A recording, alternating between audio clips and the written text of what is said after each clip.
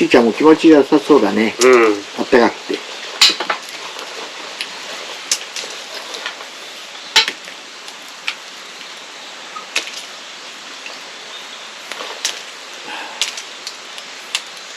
この栗はどうしたの？これいただき物です。誰からもらっなんかわかんない。ここに置いてあったんです。誰が置いてあったの？びっくりですね。おじゃないよ。アイスコーヒー。アイスコーヒーでもいいですか？あ、いい、ありがとう、ありがとう。寒いかな。デクもみんな、俺たちもみんな映ってるからさ、まあいいやと思って。はい、これピーナッツもなかです。そしたら栗を一回茹でます。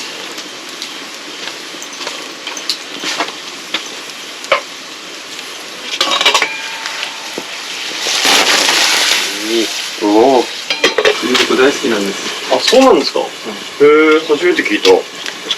誰か栗が好きなんですって。だから、君ねえ。栗みたいな顔してるもんね。そんな顔して栗みたいな顔して栗がいっぱいなってる。みんな、栗のんだらソフトクリームだとかさ、いっぱい栗のもんで。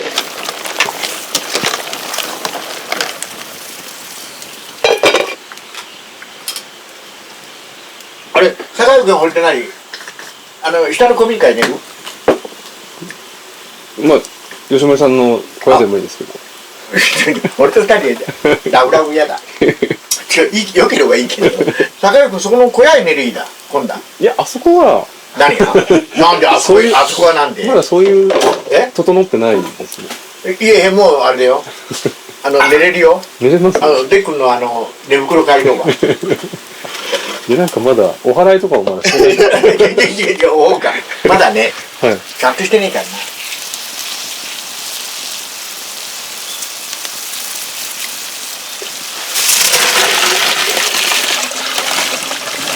これでちょっともう取っときます。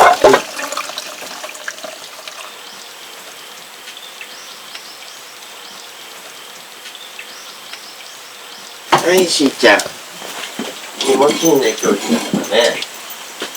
すぎず。よいしょ。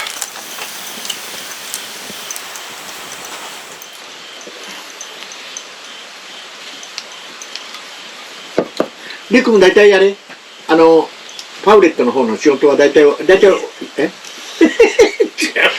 も邪魔しちゃ悪いからさ、なるべくこれ来んようにしてるわ。こうしないと仕事のはかどらんと悪いから。今10件ぐらい溜まってます。あ、ほう。最近めっちゃ働いてます。暇人みたいに言いやがって。いやいや、軽量のリュックですか？これもらったんですよ。いいリュックじゃん。ねえ、軽量で。ちょっとどっか行くときはね、持ってれば。すごいね、結構たくさん入りそうだね。さて、じゃあ俺もちょっと行って、ちょっといろいろやろう。よし。じゃあ気をつけて、また後で。はい。じゃあ取ってくるように。お湯沸かしとくから。はい、で、ダメよ。よし。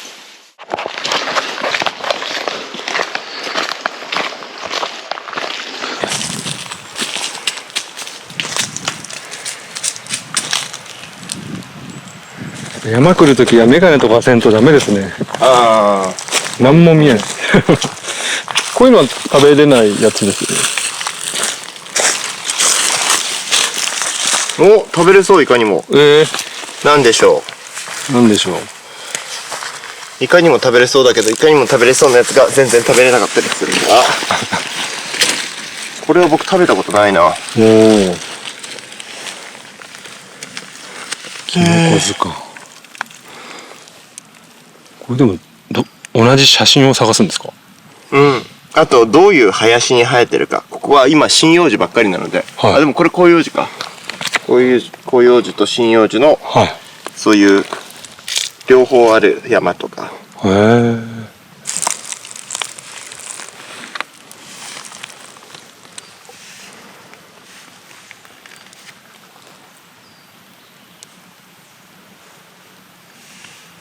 ね、ほこりたけっぽくもあるんだけど、木ほこりたけっぽくも。ああ、はいはい。これはだんだん茶色っぽくなってくるんですよ、木ほこりたけは。ただもっと。間違えたら命取りですもんね、これ。え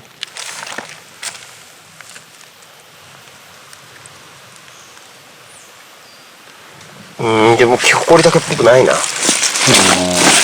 キノコって、日本になんか6000種だったっけな、あるらしいんですよ。でもなんか学術名とかも含めて名前がついてるのが2000種ぐらいらしくて、それぐらいキノコって多様性に富んでるから、名前がついてないやつじゃもう判断しようがないですね。そう、本当にね、ちょっとキノコが別のキノコに寄生されたり菌類に寄生されたりすると一気に見た目変わったりして、追い切れないんですね。楽しいですけどね。ツバ風船竹。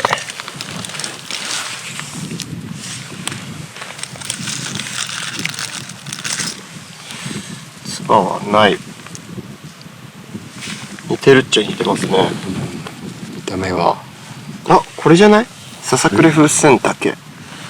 いやー、なんとも言えん。むずっ。あ、取れた。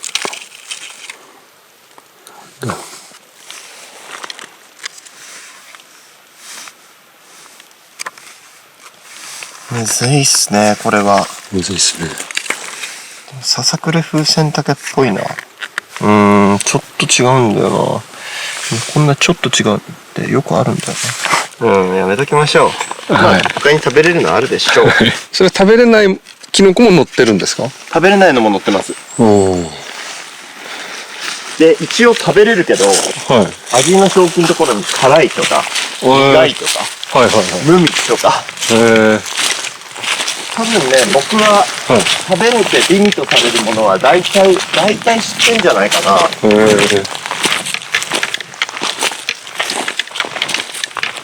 そのキノコ図鑑をコンプリートするのが目標ですか？いや、僕ね、キノコ図鑑は何冊か持ってたんですよ。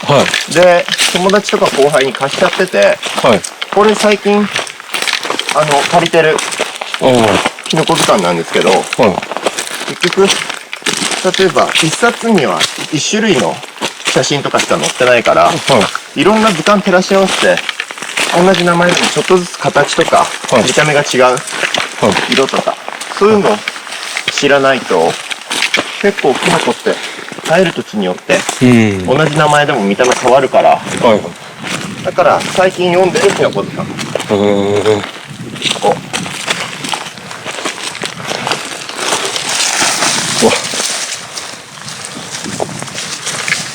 斜面。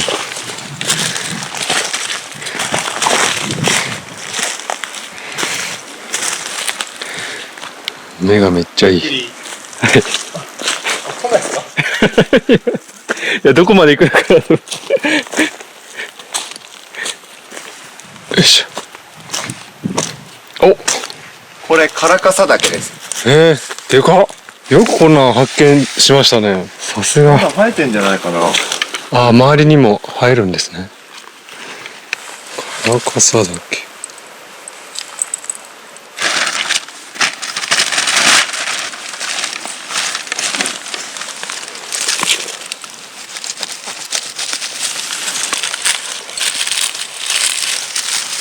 また生えるようにですか？そう。カラカサ岳。でかい。でかい。そう、美味しいんですか？これフライにすると美味しいです。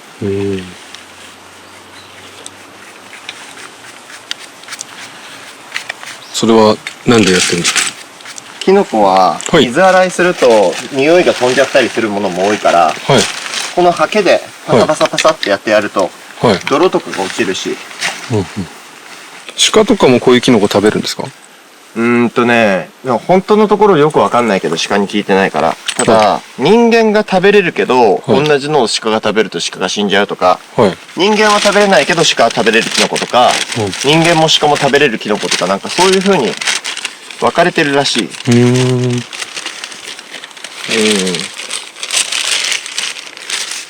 前山でヌメリスギタケモドキっていうキノコがあって、はい、うわすごい鹿が噛んだ跡みたいだなってなんか端っこだけパクってやられてたんですよ、はい、と思ったら目の前に鹿がいたから、はい、食べてそうだと思ったんです一旦登りますか。おい。よ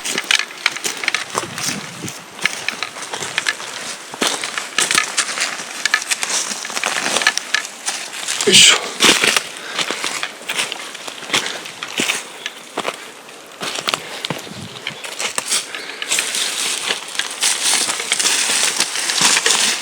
おうわおお高い。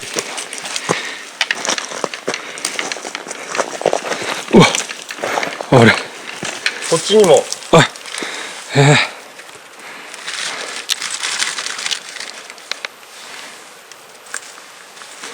うわやばうわすげえでっかうわすげえあっちにもあ本当だもう今日これカラカサだけだけお腹いっぱいになっちゃうんじゃないかな。すげえこういうの売ってないですよね。売ってんの見たことないですね。あ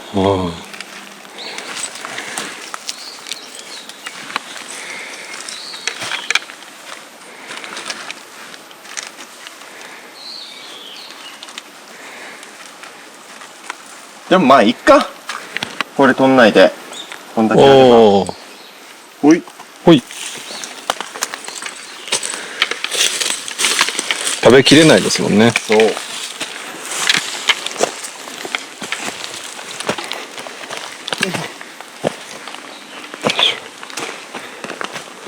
帰り道ここ通るから一旦ここ置いときます。ほいこ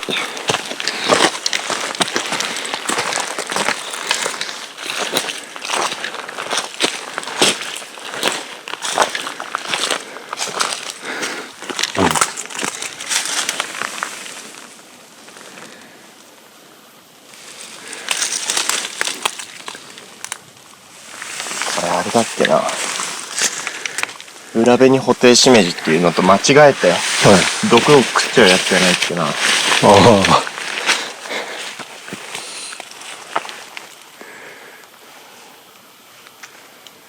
間違えて食べたことはないですか？なんかもう完全にこれって同定できないものははい絶対食わん。あ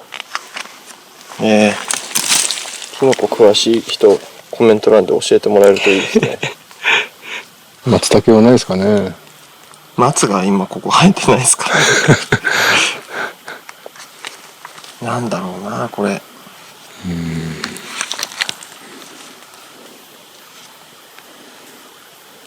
なんだろうななんだろうわかんない。むずい。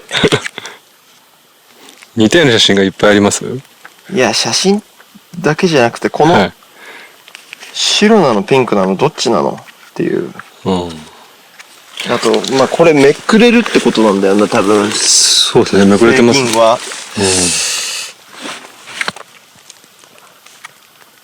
やめときましょう出てこないおこれはどうですか？白いキノコね。ちょっと待ってねこの辺もか、おそれもなんか食べられてます。井口だな。これも井口かな。これ井口じゃないね。ちょっと待ってね君はちょっと待ってもろっておうおうおうおうおうあなんかある。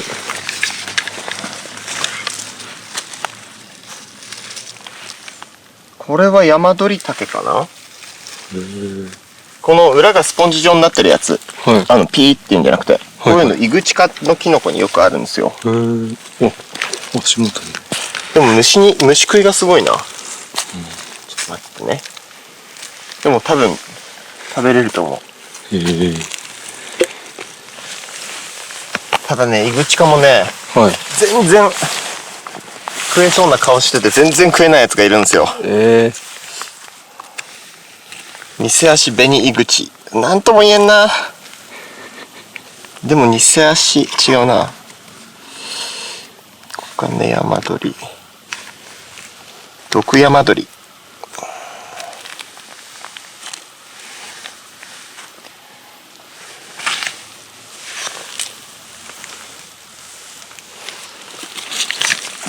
毒山鳥っぽくもありますよね。全部一緒に見ちゃう。イタリアンで美味しいポルチーニって言われるキノコはこのイグチの仲間で、はい。だから味はいいものが多いんです、イグチって。はい。ただ、これは、なんだそこれもろ食えそうですね。れ。そうですね。イグチは取って帰って、は後で同定しますか。だいたい同じところに生えてたっていうことで。肉は黄色、傷をつくと青くなる毒山鳥。お前さん毒なのかい？ああ、でもなんか端っこ。そう、イグチの仲間、色変わりとかって言って、この青くなる子が多いんです。でも、実黄色で青くなって、なんか、もみつが、大型、超大型。なんとも言えんな。その、ドクロマークついてるのが、これは、しっかり目に毒ですよって。あ、じゃあダメですね。そうですよね。結果なは許されないですもんね。ダメですね。色変わりじゃないっぽいもんな。あともう一個似てんのがこれ。はニセヤシベニイグチ。それもドクロじゃないですこれも毒なの。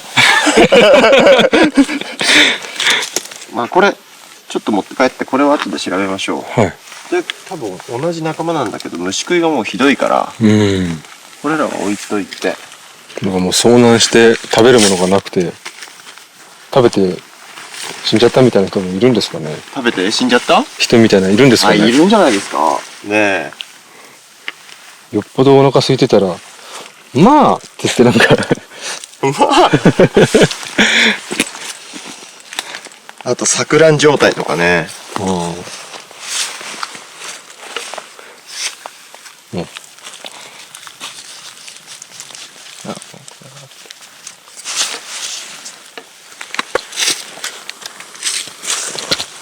白いやつ。そう、これはもうね、ちょっとやばい気がするんだよな。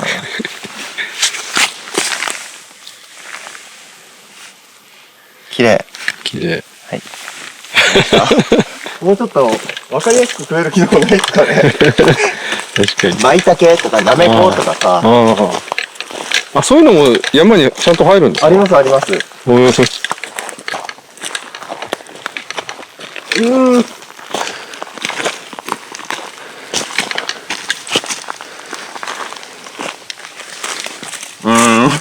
またお前さんは毒山鳥なんじゃないかい。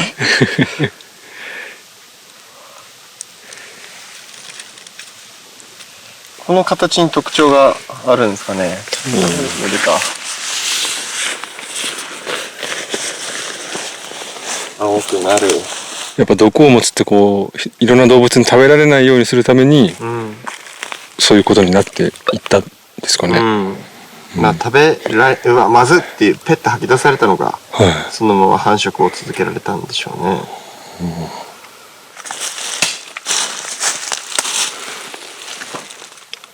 色変わりなのか、毒山鳥なのか。色変わりな気もすんな。色変わりは食べれる。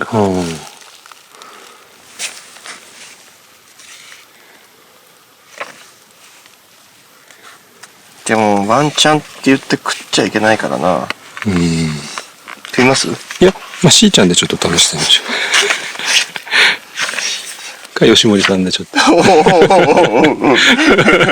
あっち系だから。ダメだへ。これ一緒ですか？一緒ですかね。これもそれ一緒だと思いますよ。見た目は毒の色ですけどね。色変わりです。言い切った。いや、と思っときましょう。でもな、今日は食べない。今日は食べない。もうちょっと帰って調べて、いろんなネット画像とか、他の本とかと照らし合わせて考えましょう。一旦持って帰る。持って帰ります？持って帰ります？持って帰りましょう。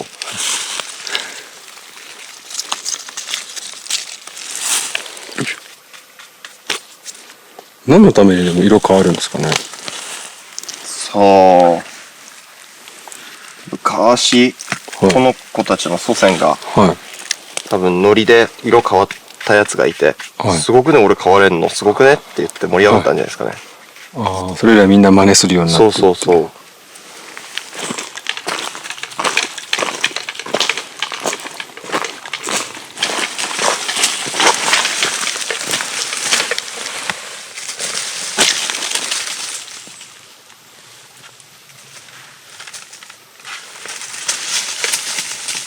平竹かな？お、なんかちゃんと聞いたことあるやつ。うん。だ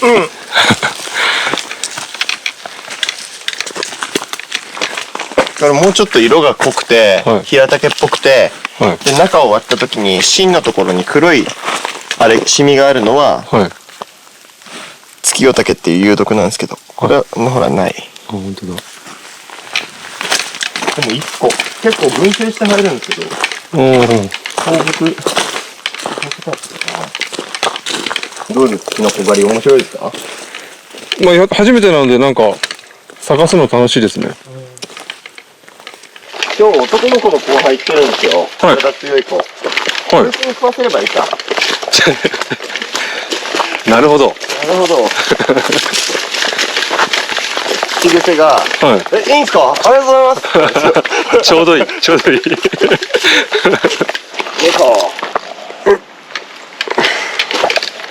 うん。なんだこの栗。この栗死んでんの。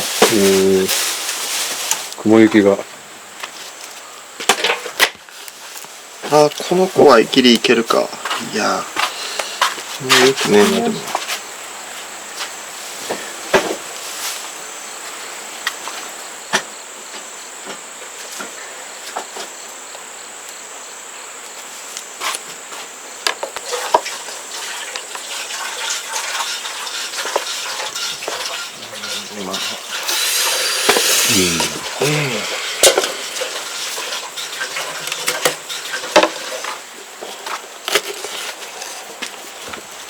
これダメだ。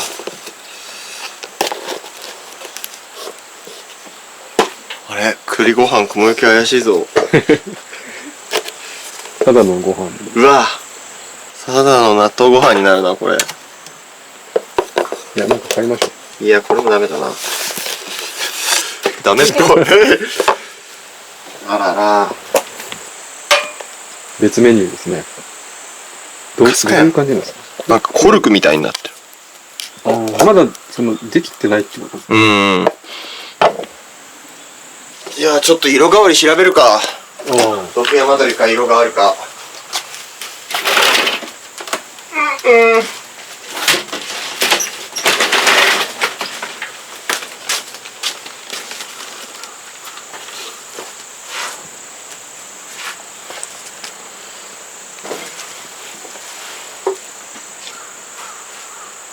おー。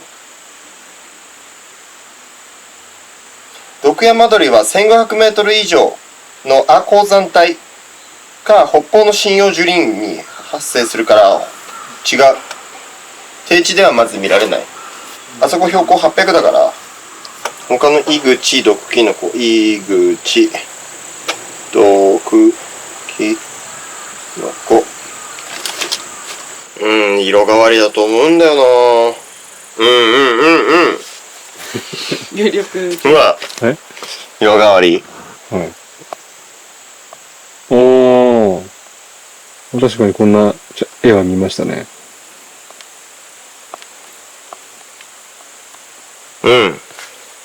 色変わりです。でも最強の有毒植物ってトリカブトなんですね。最強なんだ。最強。この前トリカブトを持ってきたんですよ。山から。植えてて。もう今咲き誇って、これから種になろうとしてるから葉っぱの勢いはないんですけど、これ。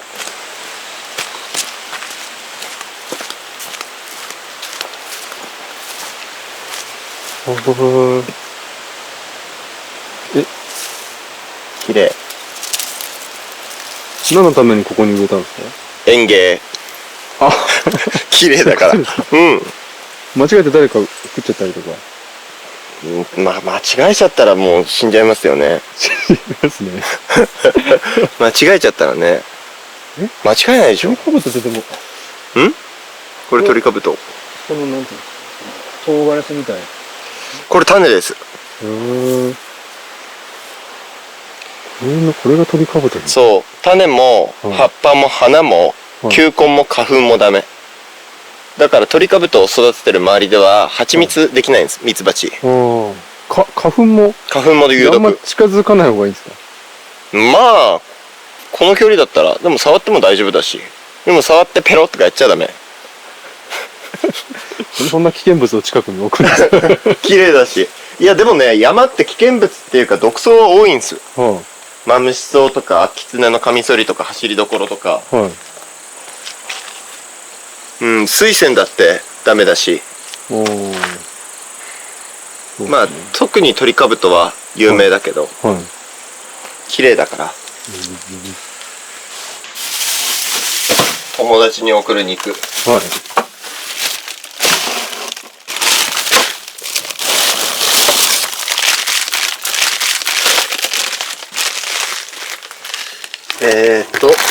れが鹿の肝臓、これはイノシシの胃、脾臓、腎臓、でイノシシのバラ、イノシシの前足、イノシシの肺、イノシシのモツでイノシシの後ろ足2本と。もう食べきれないってことですか？いや、食べようと思えば全然食べれるんですけど、友達がなんかもともと飲食やってる子で、今度なんか仲間内で、河原で親戚の人たちとか仲間大勢集めて、もつ煮パーティーをやるらしいんですよ。でもし食べきれない肉とかあれば、これタン食べきれない肉とかあれば、送ってほしいプラス、血合いの多いシーちゃんの肉とか、取ってあるんだけど、そういうのも全部犬のドッグフードで欲しがる人がいるから、だからぜひ送ってくださいって言うから、これ鹿の膵臓、獅子内臓、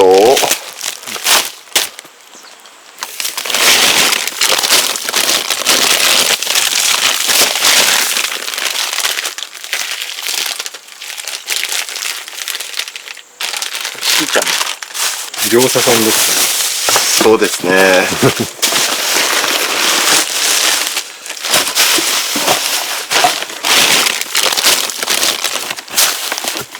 結構もう忘れたのが入ってんじゃないですか？いや、覚えてはいるんですよ。それなんですか？これハラコ。あ、ハラコ。本当だ、その柄は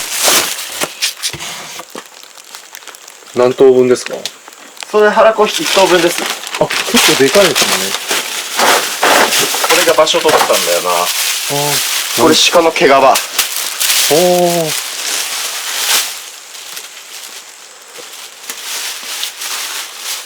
毛皮はなんか使うんですか？毛皮はいっぱい集めて送ってくださいって知り合いに言われてたんだけど、いっぱいストックできないからうちが。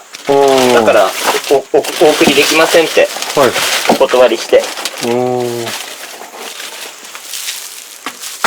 れ肝臓。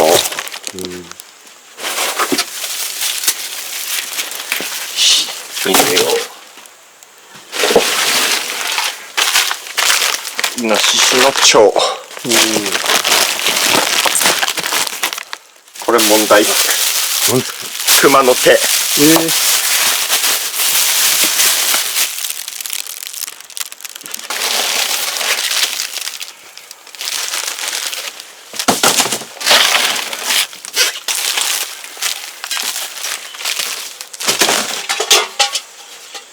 ミートソースとか残ってないですか？ありますあります。あります？食べたいです。じゃあ今晩ミートソース解凍しますか？まあ全然今日じゃなくて全然。よし。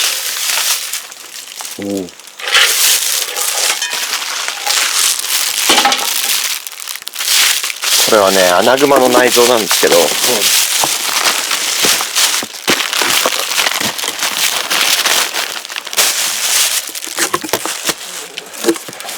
すごい。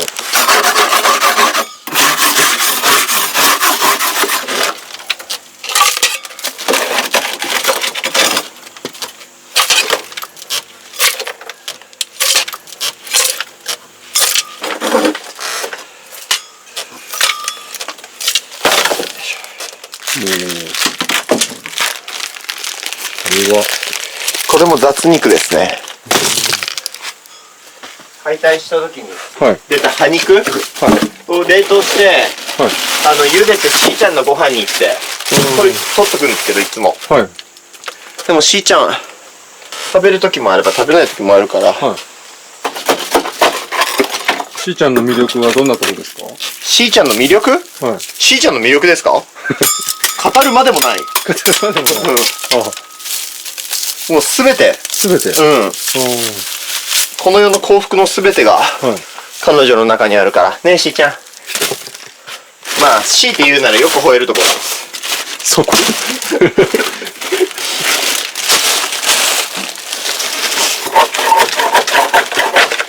なんかいろいろありますね。パッと見なんかいろいろ。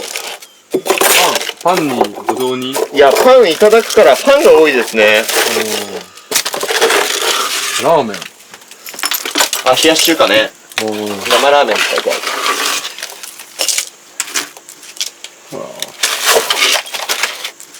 る。漁師あるあるなんですよ。このでっかいストッカーがあると、下の方に何が入ってるか分かんなくなるっていう。一回全部出します？もう大体これで。よ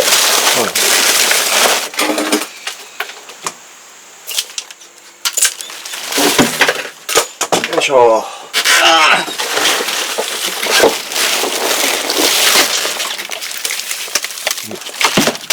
これイノシシスープ。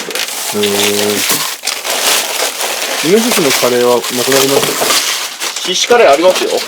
これシシカレー。ありがとうございます。ない。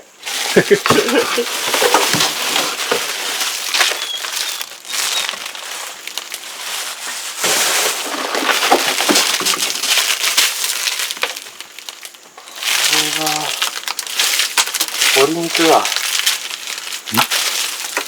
タンドリーチキンの時に鶏肉。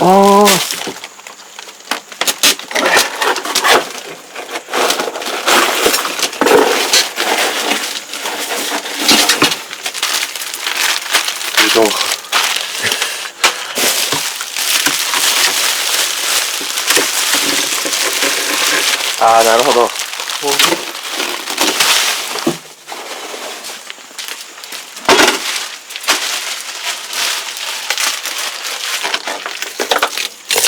一回僕が留守の時にコンセントが抜けちゃってて、この冷凍庫の中の氷とかが全部溶け出したことがあったんです。だからこんなに下に氷が溜まってて。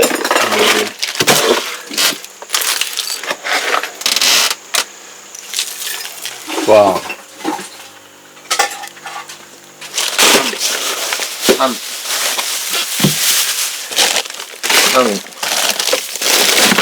めっちゃ怖い。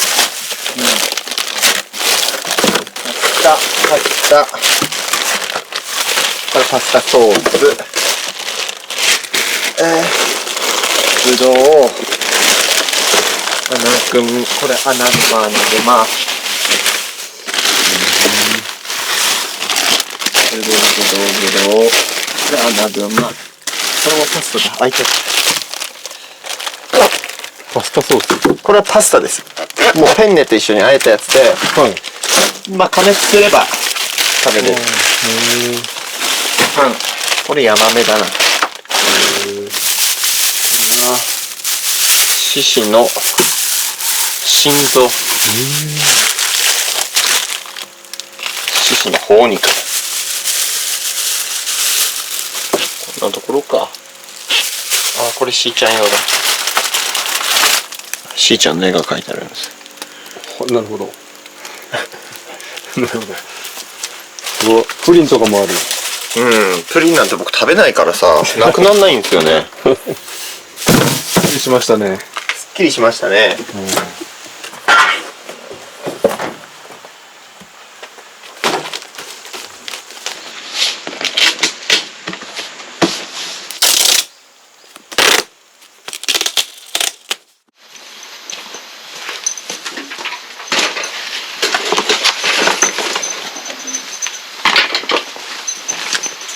こん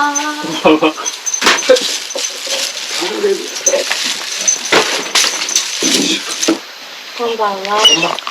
あらやだ。お父さん東京から来て、若い子、若い子ね。あら、こんばんは、どうも。ようこそお越しくださいまして。ごめんなさいね、こんな汚いところで。お父さん来るな、呼んだなら言ってもう。なんちゅう格好してる。坂上さんご所望の割烹着で。あら、もう、そう。じゃあ、とりあえず乾杯しますか。よろしいんですか？私もいただいて。おい。ありがとうございます。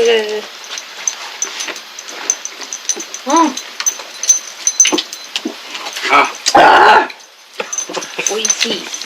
おいしい。おいしいじゃん。おいしいちゃん。しーちゃん、ちょっとどこうか。お父さんさ、料理するだへ。じゃあ、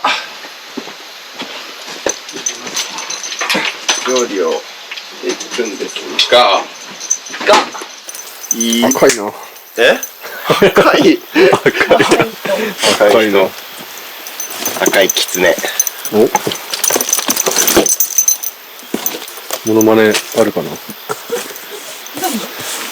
哲也さんのモノマネが。前、深夜ラジオでさ、赤いキツネと緑の小池百合子っていうラジオネームあって、面白くないですか？これは何でしたっけ？ですね、はい。ただ火を起こします。でもとにかく栗を一回茹でます。茹でてませんでした？え？茹でてませんでした？いやいや、乾いた。一回乾いたやつがスーパーで売られてたから買ってきた。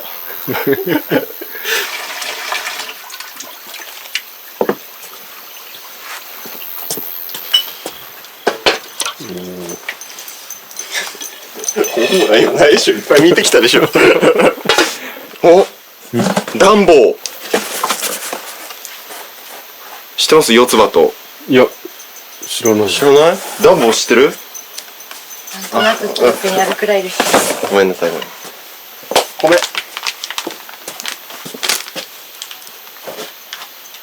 白米ともち米なんですけど、ちょっと浸水させときたいので、はい。まあ30分、本当は1時間ぐらいしたいんだけど、はい。まあ1時間ぐらいできるか。浸水させるために、もち米。もち米と普通の米。はい。割合は適当。55。55だとちょっとね、もち米が多いかな。まあ、73か82ぐらい。でももち米ってなんか、あれじゃないですか、心躍りません？まあ、あんま食べることないんで、うん。そうですね。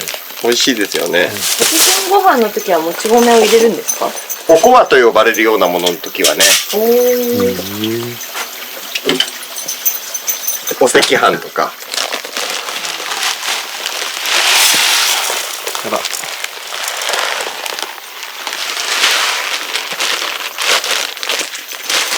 お赤飯もいいよね。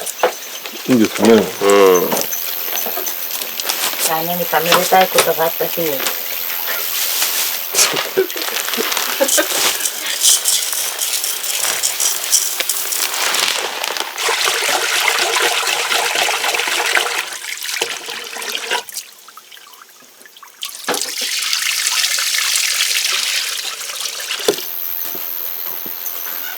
どこやった？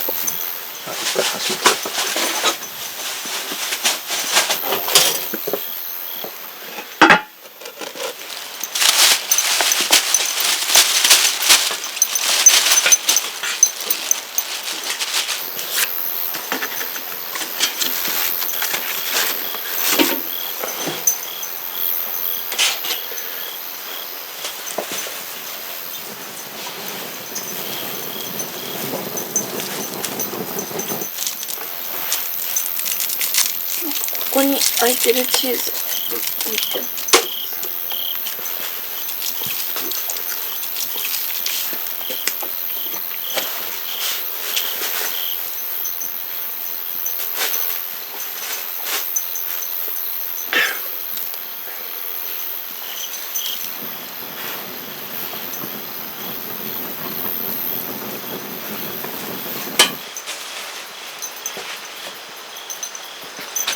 舞台始まると長いじゃないですか。稽古からだと。どんな感じなんですか？なんか、ちょっと憂鬱だったりするんですか？長いから。いやー、楽しみではあります。稽古1ヶ月ぐらいですか？稽古好きです。ああ。それって割と普通なんですか？普通。大体一月ですね。例えば50公演ある舞台でも、10公演の舞台でも大体稽古一月ですね。こんなやることあるんですね。足りないぐらいですよ。1ヶ月って言ったら。そうなんです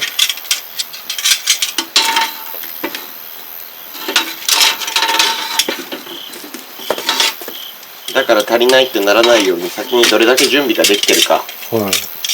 一番最初稽古初日にどれぐらいのクオリティの稽古ができるか。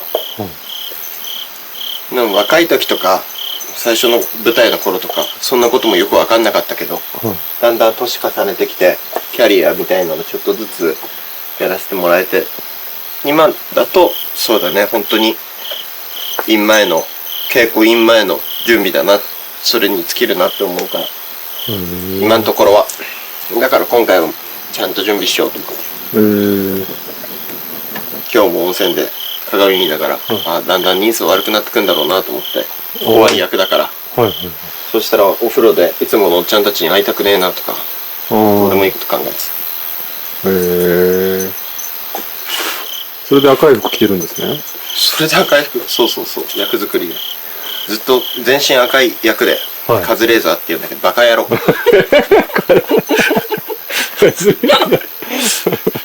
ひげはでもそうですよね。ひげはそうです。髪もそうですよね。髪もそうです。酒好きなのもそうなんですか？そうですね。どうしたって役作りですね。本当は飲みたくないですね。飲みたくない。苦手なんです、お酒とか。で、お酒飲んでなんかわーとかテンション変わったりする人も苦手。常に冷静、私は。そうだったっけな。役作りでお酒もタバコも。だから坂上さんと知り合う前から役作りしてるから。舞台決まる前から。そう、1年半ぐらい。熱心なんですね。熱心。役者ってすごいな。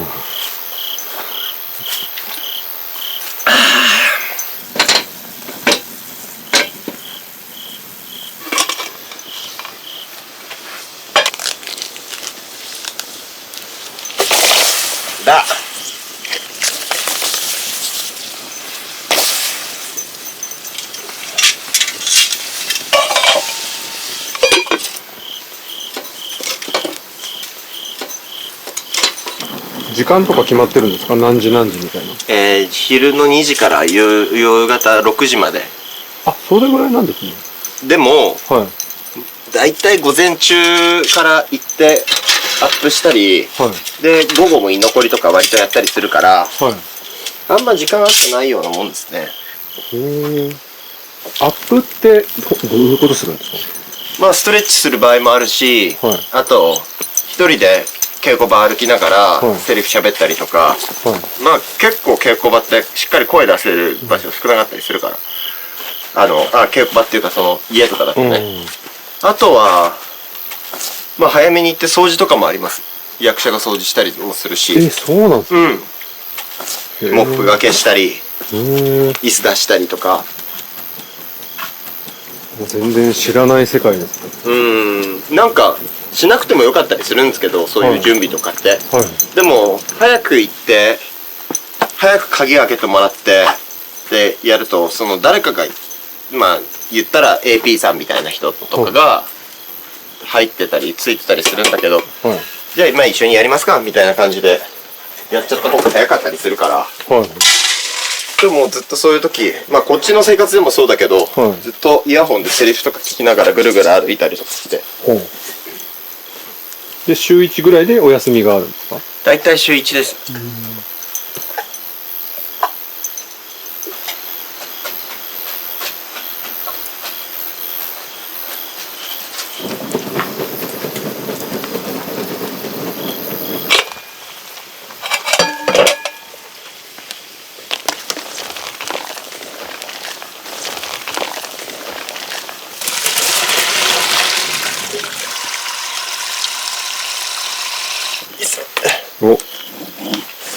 抜きますよ。割烹着の。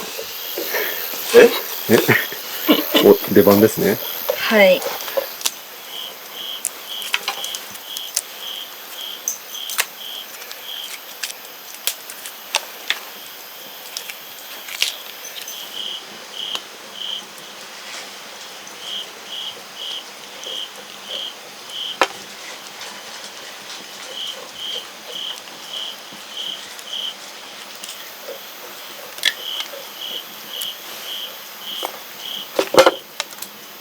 栗って手間かかりますよね。手間かかる。まあ暇だから私たち。あ、一緒にされてる。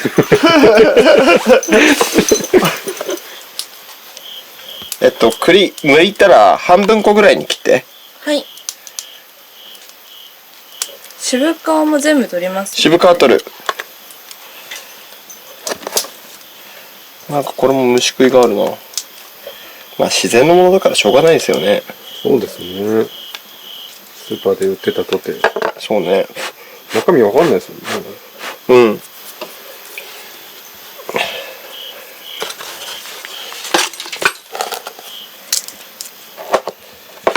そう、これいい。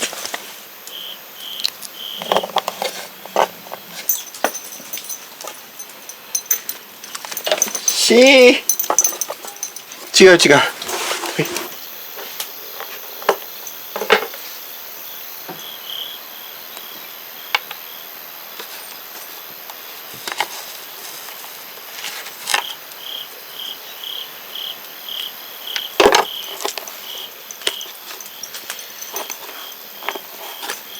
うわ、ほら、虫。虫？うん。ほら。あ、本当だ。へえ。食べる？それ多分焼いた方がいいですよ。こ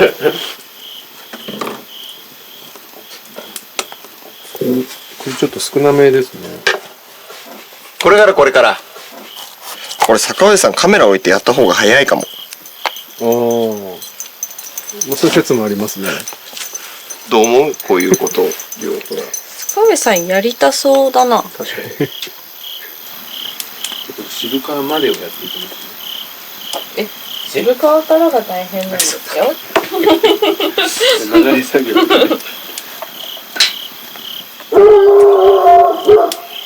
ヌグに向いちゃいましたとか、すごいですね。ね。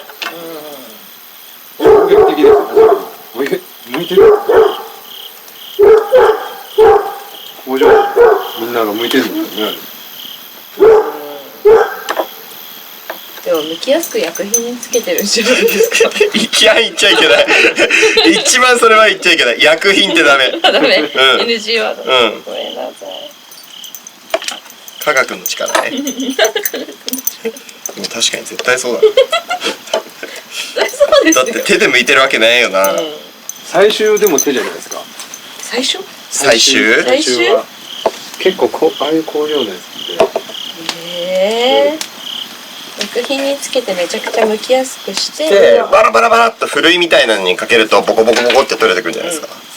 じゃあお前もう車乗ってなさい。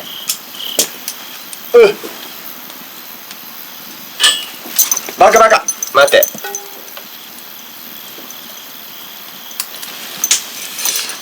はい。でも栗早くないですか？そんなことないのこれ。そうかと思って。栗ご飯ってこんな労力かかんのね。今までの料理の中で結構一番かもしれん。もう手間？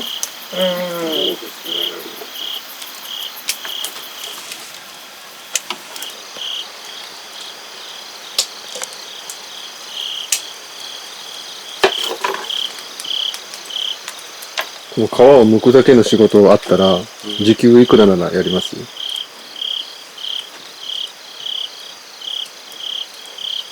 おしゃべりしてていい？してていいです。音楽とかも聞いてもいい？聞いてていいです。お昼ご飯は支給される。お昼ご飯は、そうですね。まあ、もらいますけど、その分。もらいます。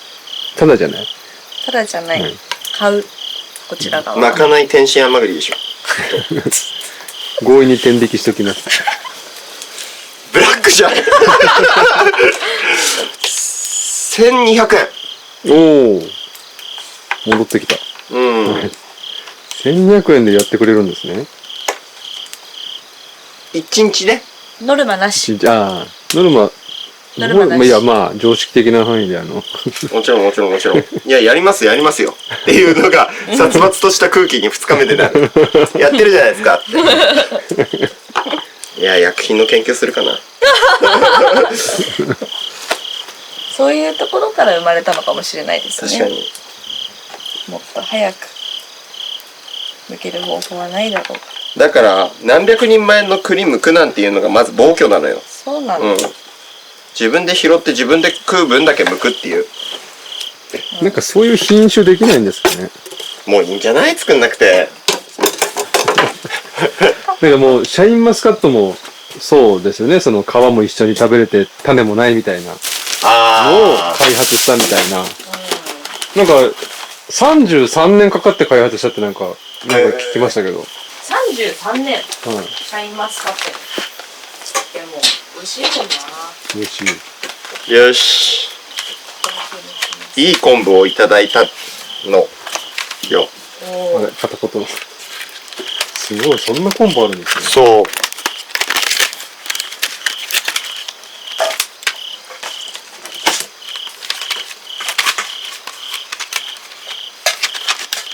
すごい。反物みたいなね。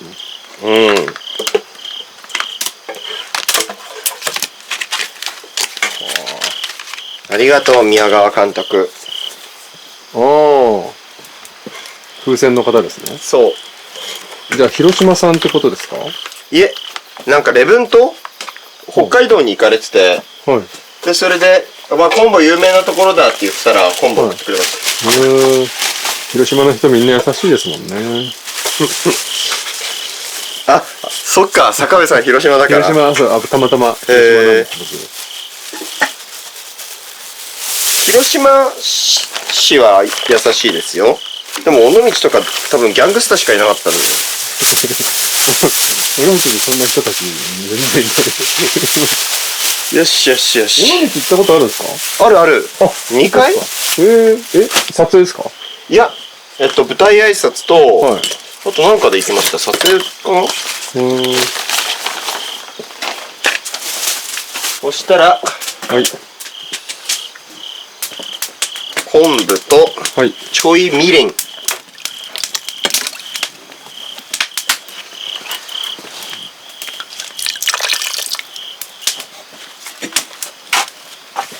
で、ちょい塩。はい。ありがとうね、手伝ってくれて。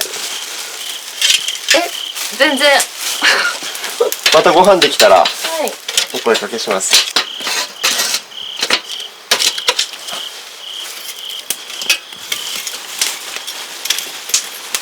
優しいご近所さんですね。本当ですね。そうですね。まあ後で請求書をいただきます。よろしくお願いします。はい。何かただじゃねえんだ。今回割烹着オプションもついてるので。あ、そうなの。なるほど。東出正宏でお願いします。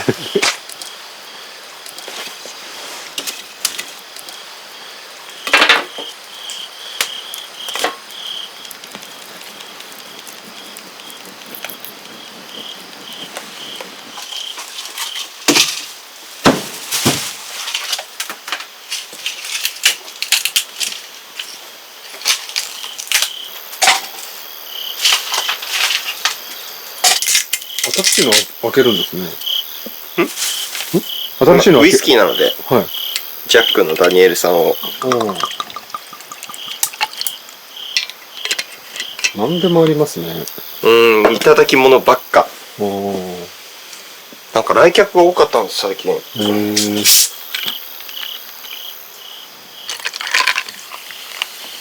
でやっぱ来るってなると、酒ってやっぱなりますね。そうなんですか？はい。なんでだろうな。なんでだろう。飲んでるイメージなのかな。それはありますね。いやいや。なんでだろうな。おかしいな。う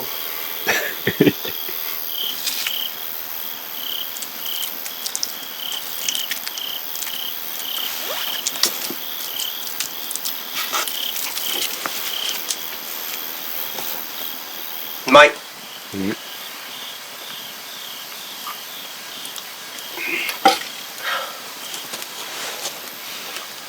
うん。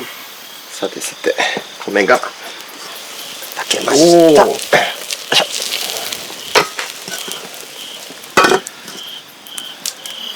じゃあちょっとずつ、はい。きのこの支度をしましょうか。はい。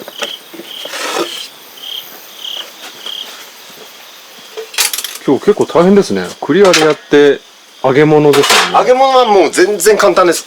あ、本当ですか。おー。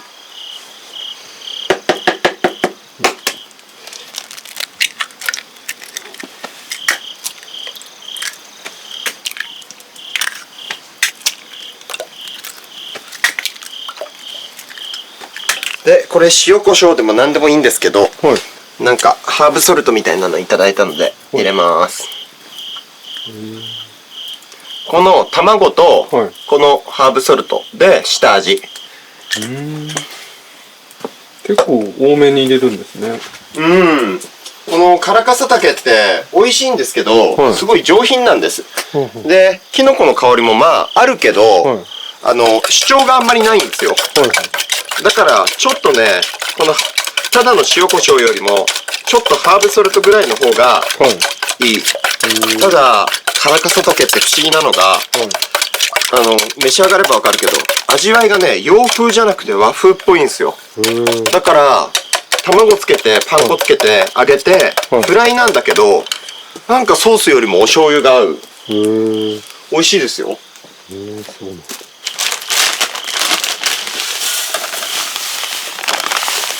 パン粉。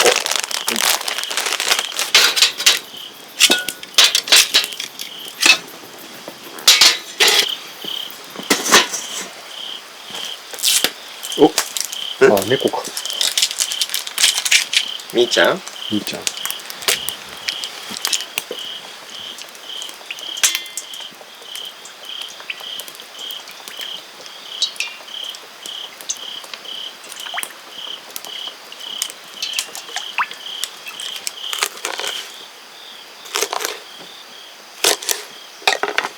この中が空洞で、はいもうこれは切るとパリって割れたりするので、はい。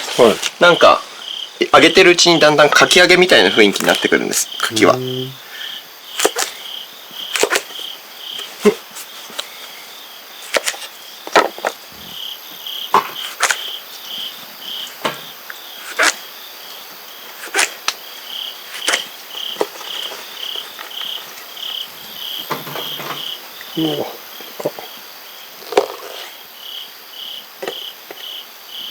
これは確実に食べれるやつ。これは確実に食べれるけど、カラカサタケも、毒カラカサタケ、まあコカラカサタケとかはい。言うんですけど、あと大なんとかカラカサタケって言って、はい。形似てるけど毒もあるんですよ。毒があるやつもある。はい。それではない。それではない。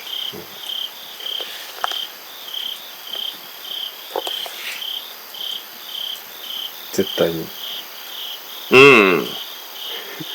まあ僕は多分絶対にって思ってるけど、はい。やっぱりね、よく見ると違うから。で、あそこはよくカラカサタケが取れる斜面というか山なんです。はいはい。今までも取ったことあるから。はい。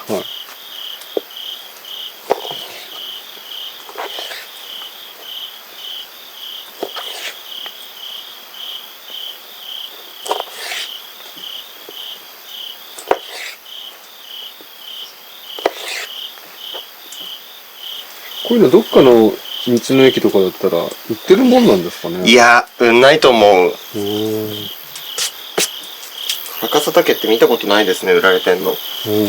キノコ好きの中でも食べる人多分少ないキノコだと思います。ああ、そうなんですね。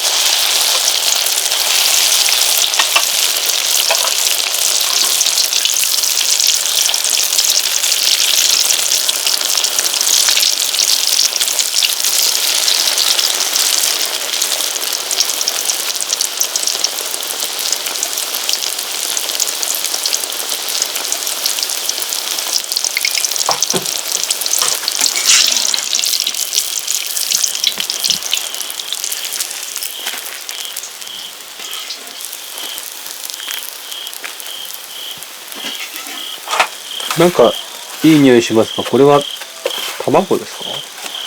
キノコの匂い。キノコじゃないですか？新しいお皿。前からあったんですよね。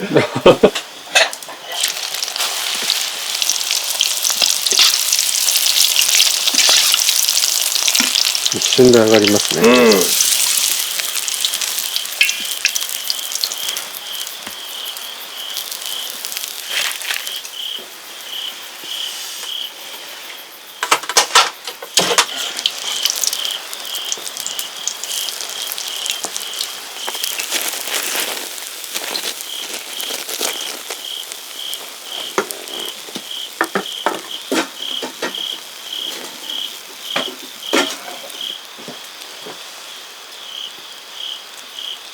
はい。じゃあいただきましょう。はい。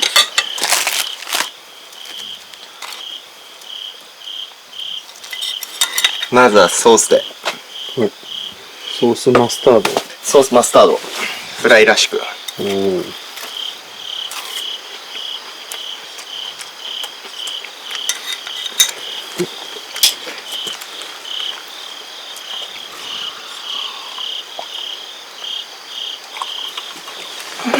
うまい。うまい。香りがとか味があって、それもあるんだけど、すごいふわふわで、上品で。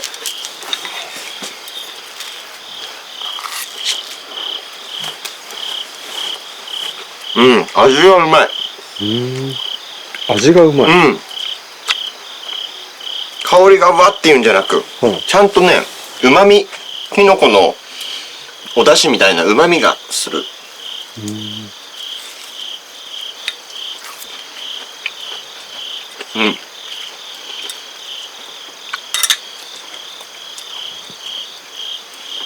なんのキノコにも似てないんだよな。ちょっと食べてみてください。はい。マスタードとソース。そっち醤油？あ、違うんですね、これ。いた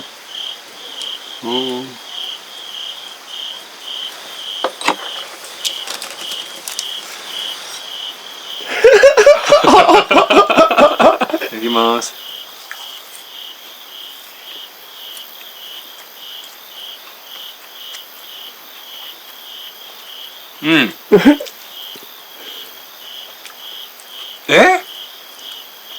ソースの味しかしないんですけど。まあ、そんなことない。多分ね、ちょっとソースかけすぎだなと思った。見ながら。ソースの量が良くなかった。下味ついてるからね。多少。じゃあもう。そう。まあでもちょっとかけた方がいい。まあちょっとマスタードだけでもいいし。マスタードだけで食べてみる。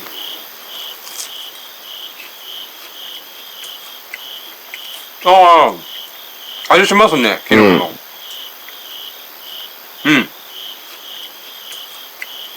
美味しい。いや、使わない。美味しいは美味しい。うまい。はい、ありがとうございます。なんつったらいいんですかね。わかんない。わかんないは言っちゃいけないの。なんだろう。まあ、でもなんか癖がないから、で、なんかギョッとするような香りもないじゃないですか。普通にうまい。まあでも、薄いは薄い。エアリーですしね。なんか、ほわほわだから。う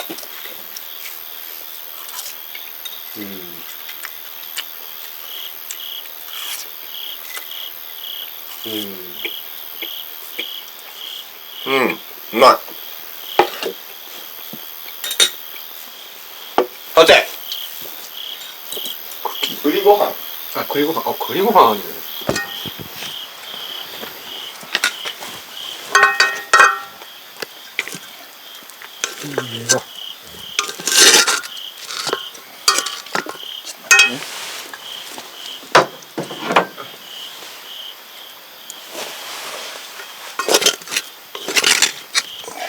どうした栗ご飯。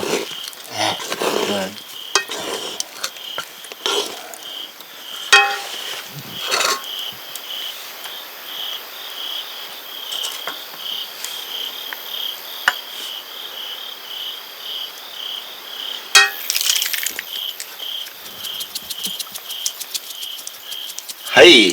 うわ。いい。こんな場所で。こんな場所？こんな場所だからじゃない。は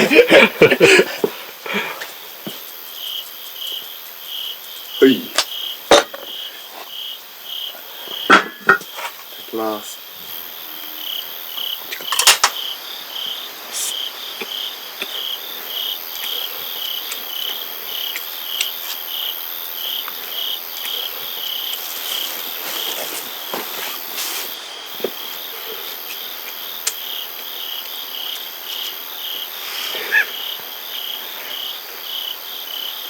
間違いない。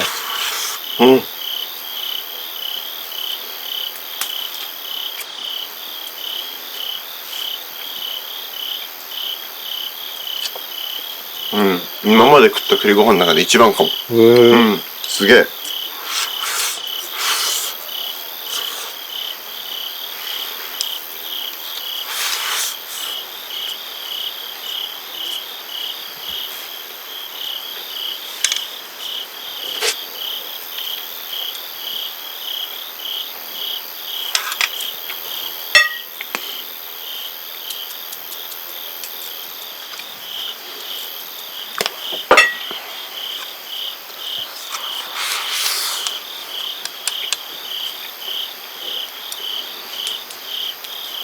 力士より食いっぷりがいい。いや、うめえ。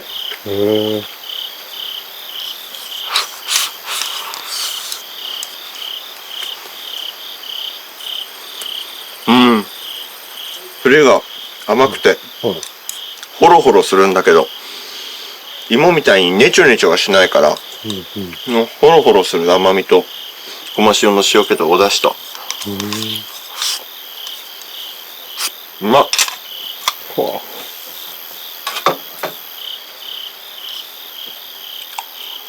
食べるの早いってよく言われません？言われます。あれですよね。YouTube の編集上は 1.5 倍速になってますもんね。なってない。なってない。あ、そう。そうです。じゃあ早いかな。早い。噛んでます？飲んでます。噛んでんだけど、バーッと食いたいんですよね。うまいわ。これ。ちょっとね、今まで食ったあれの中で言いたくないけど、恥ずかしいから。もう結構かなり本音。うまいわ。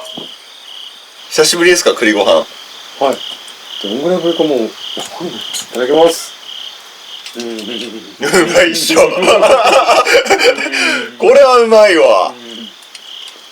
優しいですね、味が。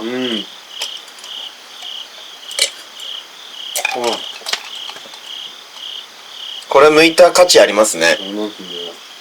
なんか僕いつも料理パンチ強いけど、今日これすごく優しくないですか、栗ご飯。人柄かな。ああ、なるほど。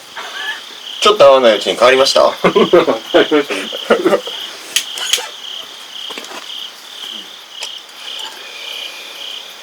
まあ結局ごま塩の味なんですけどね。ただ違うの。この優しさがあるから塩気がちょうどいいんですよね。何もないとちょっと足りない。足りない。いいもんだけのプロレスラーっていうんじゃなくて、ちょっとヒールが出ると盛り上がるじゃないですか。栗もちゃんと美味しい。栗うまいっすね。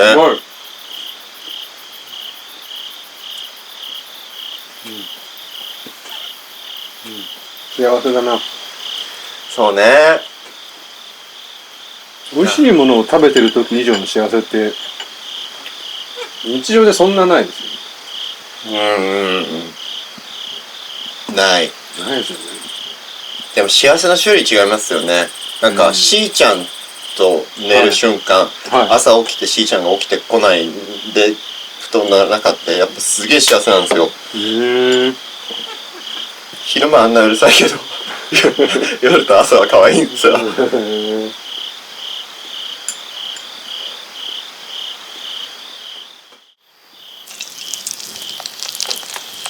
これ何でしたっけ？色変わり。色変わり。だといいなっていうやつですか。そう。間違えると僕の顔色が変わっちゃう。楽しみですね。顔色変わってんの。あれなんか喋んなくなったなみたいな。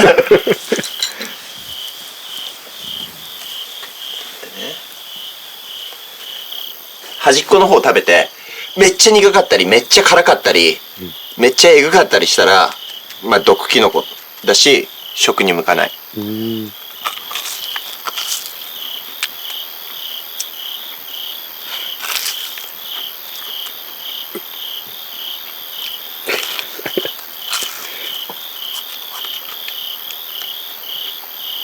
揚げ物したら分かんないんじゃないですか。うまい。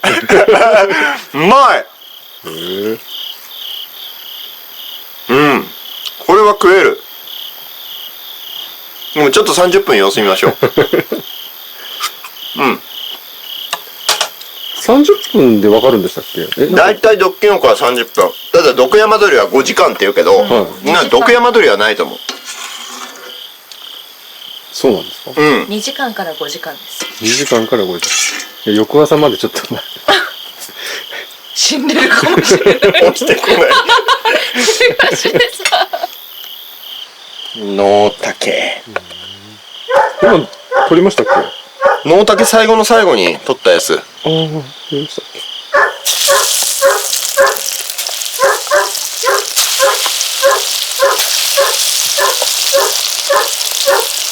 で、これ色変わり。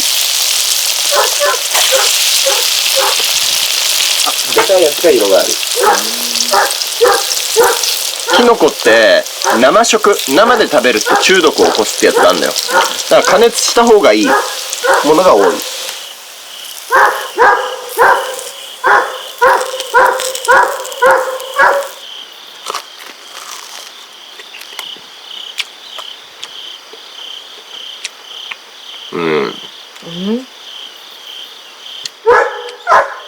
特に。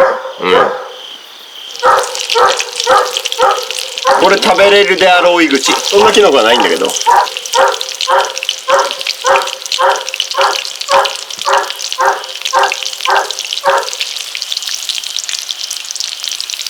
じゃあ僕ちょっとまず毒味していい？はい。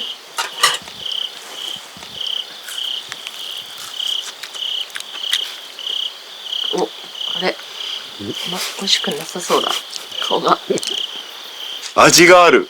けどうまい。あ、うまい。味があってうまい。もうかけた方が美味しい。いや、これも味はなんだ、出汁みたいな感じだな、ちょっと。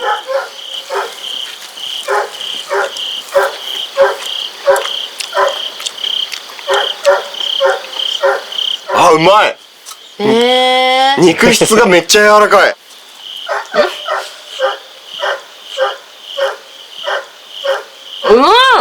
美味しい。なんだろう、トロトロしてる。なんだろう。でも食べれるであろう井口が一番美味しいかも。そうだね。色変わりよりも、よりも美味しい。旨味がある。本当に YouTube あれ気をつけないとね。食べれるであろう井口っていう言葉はないからね。